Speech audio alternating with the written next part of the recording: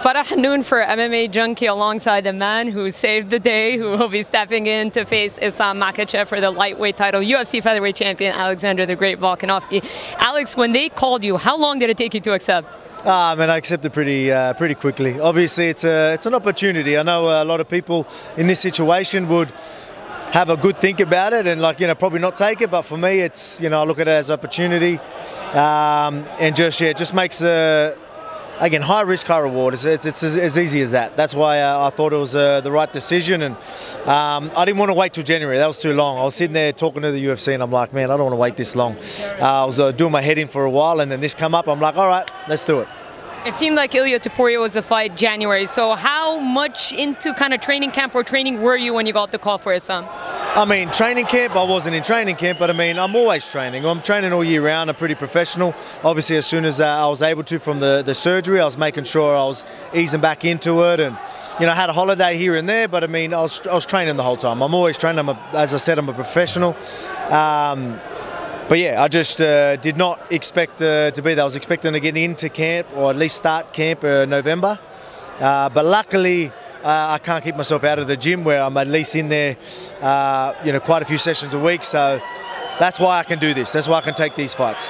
Someone's phone's down there. I don't know whose that is. Oh, sorry.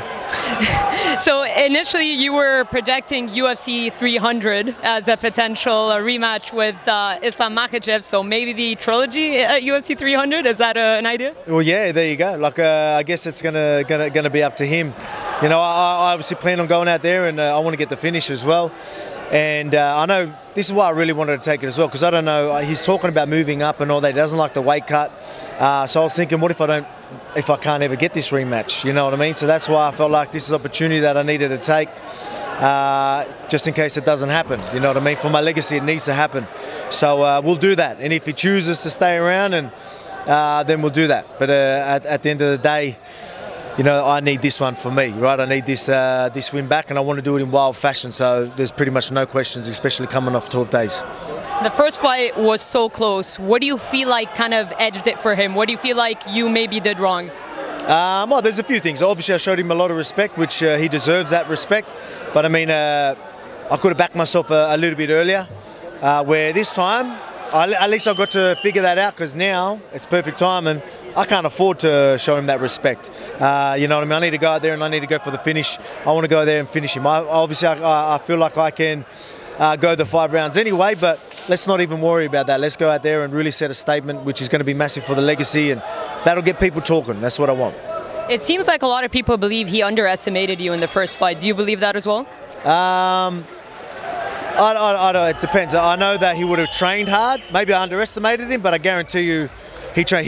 They're like me. I don't care how easy they think the fight's going to be. They're always going to prepare hard. That's just how guys at this level are. Like, if you're sitting there thinking, oh, it's going to be easy, I'm not going to try hard to train, and well, he won't be champion for long if that's how he takes it. So I know he was in good nick for that. Whether he did underestimate my wrestling, I truly do believe that. So that would have been a shock for him. But now he obviously knows my strengths. He knows all that type of stuff. But that's why I feel that's going to be more pressure on him now, because he knows I'm coming in on 12 days notice. He's going to feel the pressure of, everyone's going to expect me to walk through him right now, and he knows that ain't going to be that easy.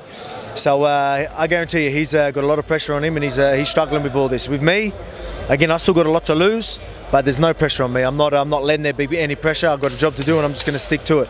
But I can already see and feel, even just the way he's talking, that he's feeling the pressure. And in the first fight, he stood with you a bit, and then he resorted to the grappling. How do you see him approaching this fight?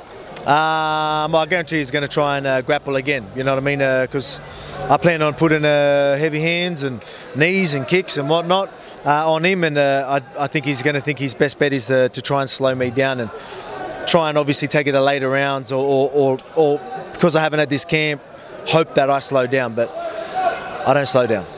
I won't keep you long. So obviously, if you beat him, you're a lightweight champion. So do you think Trilogy? Do you think Justin Gaethje, BMF champ? Where featherweight title defense against Ilia? Where does your mind go? Mate, there's so many good fights at that division. That's what's so exciting about it. So Justin Gaethje does sound very good, and then I get the Trilogy. Like, I'm obviously up for that, because that rivalry you know, it's always a good story. And I've done a trilogy before, and I've been pretty successful at them. So yeah, we'll see what happens. But a lot of big fights are lightweight, and that's what I'm going for. Perfect scenario. How do you get your hand raised on Saturday? Knockout, early stoppage. Thank you so much. Thank you.